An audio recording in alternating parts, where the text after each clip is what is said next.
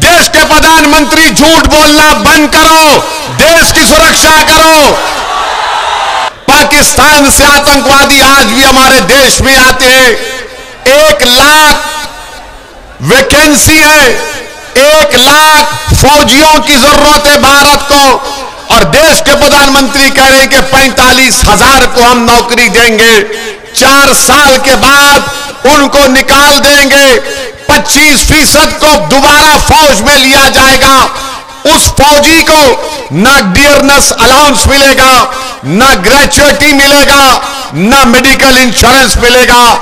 देश के प्रधानमंत्री आप इन युवाओं को जो चीन और पाकिस्तान की फौज से आंख में आंख मिला रहे, क्या आप इस तरह से इनका बर्ताव करेंगे?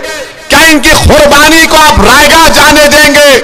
मैं भारत के युवाओं से अपील कर रहा हूं कि तुमको असदुद्दीन ओवैसी से मोहब्बत नहीं होगी, मगर मुझे देश से मोहब्बत है, मुझे देश की सुरक्षा से मोहब्बत है।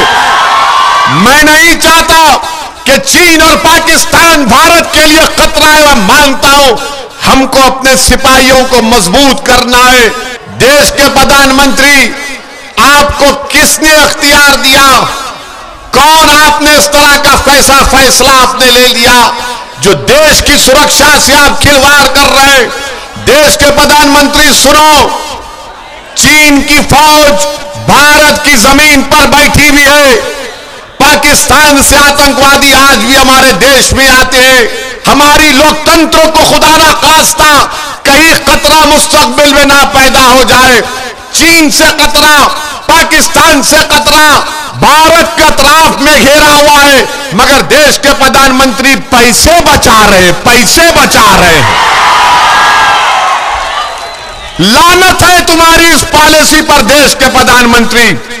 तुम देश की सुरक्षा को नहीं देख रहे हो, तुम पैसे बचाने का काम कर रहे हो।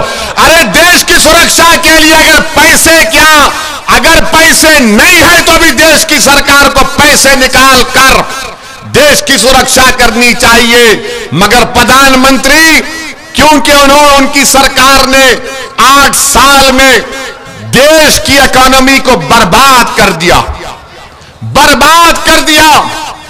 आज बेरोजगारी भारत में सबसे बड़ा मुद्दा है। सरकार कहती है 8% बेरोजगार है, मैं कहता हूं कि 16-17% से ज्यादा भारत में बेरोजगारी है। आपको जानकर गम होगा, अगर 5 पढ़े लिखे ग्रेजुएट हैं तो सिर्फ 1 को नौकरी मिलती है, सिर्फ 1 को नौकरी मिलती है। भारत में 1 करोड़ 20 लाख लोग आज नौकरी तलाश करना छोड़ चुके हैं। क्यों? क्योंकि उनको नौकरी नहीं मिलती। देश के प्रधानमंत्री से जाकर आप पूछेंगे तो बोलेंगे पकौड़ा बेच लो।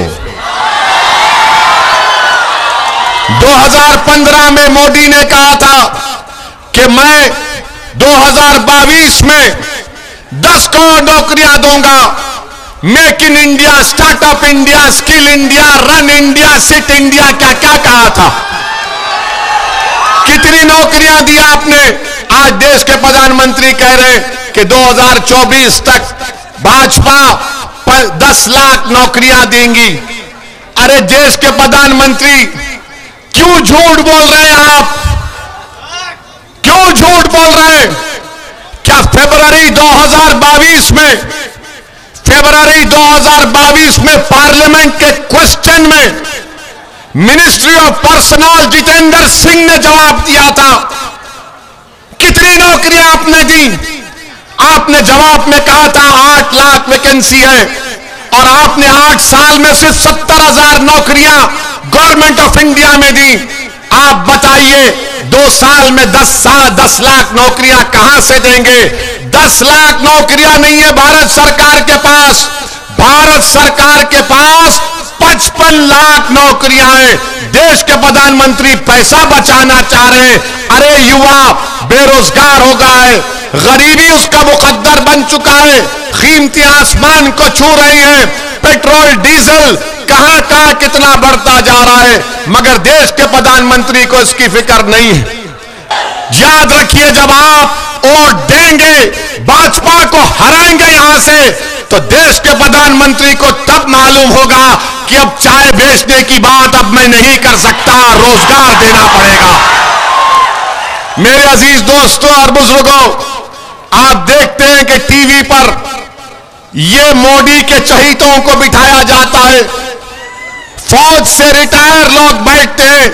मैं उनसे बड़ी हाथ जोड़कर अपील कर रहा हूं, आप इतना मत गिर जाओ कि उन गरीब बच्चों के मुस्तकबिल को बर्बाद कर दिया जाए जो टीवी पर बैठकर बड़ी बड़ी बातें कर रहे हैं। क्या तुमको पेंशन नहीं मिल रहा है? फौज से तुम रिटायर हुए, तुमको पेंशन मिलेगा। और ये जो गरीब परिवार के बच्चे, गांव के बच्चे, आदिवासियों के बच्चे जो फौज में जाते हैं, 17 साल मेहनत करते हैं ताकि उनको पेंशन मिले, अपनी जान को खतरे में डालते हैं ताकि उनको डियरनेस अलाउंस मिले, ग्रेचुइटी मिले और रिटायरमेंट के बाद मेडिकल उनको इंश्योरेंस मिले। ये टीवी पर बैठने वालों, तुम्हारा तो इंश्योरेंस है, तुम्हारा तो मेडिकल इंश्योरेंस है, मगर वो गरीब के बेटों का क्या होगा?